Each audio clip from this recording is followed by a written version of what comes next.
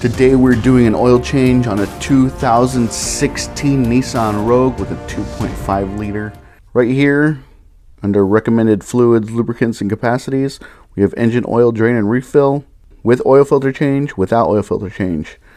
So it looks like in US measurements, it's calling for 4 7/8 quarts.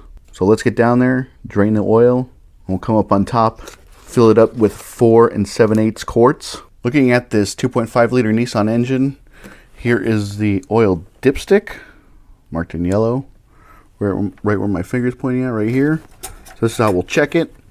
And then if you want to know where to fill it, it's right back here. The oil fill plug is right there. It has this little universal symbol on here. It says oil, oil. So right down there, that's where you put the oil in.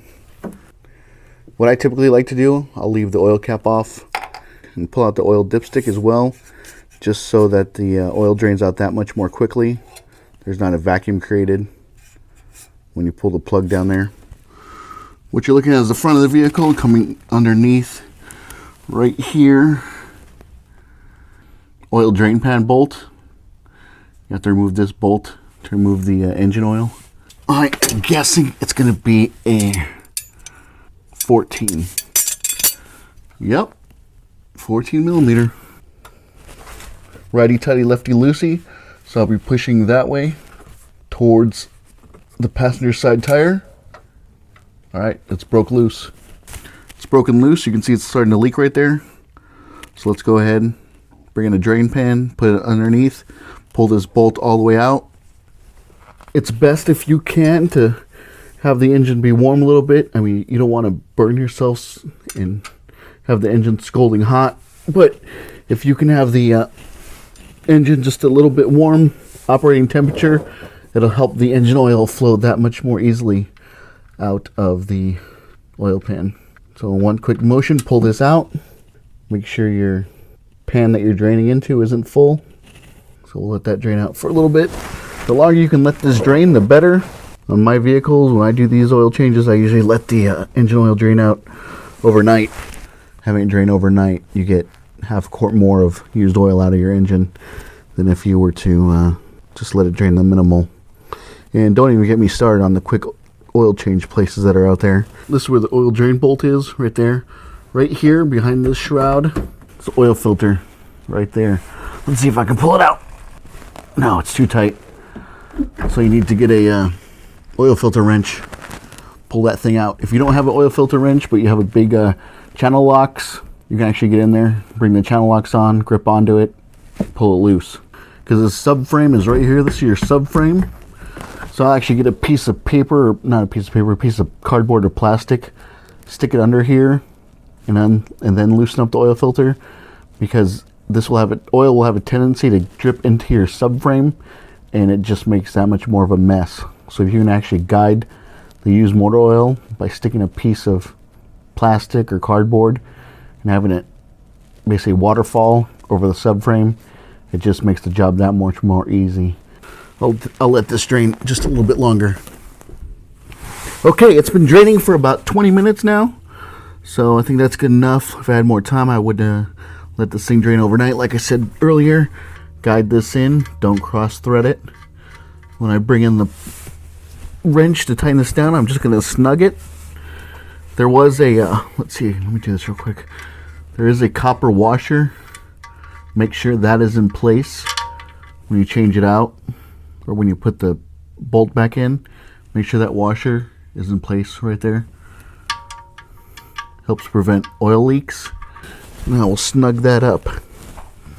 Then we'll move over to the oil filter, going towards the driver's side now.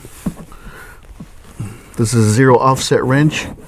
I've talked about these before. I love them, so I'll put a link in the description below where you can buy some on Amazon. Okay, that's good. That's all you need to do. You don't have to crank down on this thing. So right above the camera right now is the oil filter. I got this piece of cardboard, I don't know, what, 5 inches, 4 inches. Cut it in half, and I will actually put it into place when it starts to drain, so I can guide the old oil out. This is an oil filter wrench, just like on the bolt, righty tighty lefty loosey. depending on which way you have the oil filter wrench, will decide which way loosens, which way tightens. You just have to flip the thing over to actually get it tightened, because your clamping force is right here on this part of the oil filter wrench. Okay, you have this little shroud right here. So actually go ahead, I'll push this up. It's actually sitting on the brake caliper. So righty tighty, lefty loosey to get this thing off. So I actually have to probably get in here with 2 hands. Okay, it's loose. So I'll bring in my makeshift oil guide here. Come in with my other hand. There it comes. So this just makes the job that much more professional and that much more clean.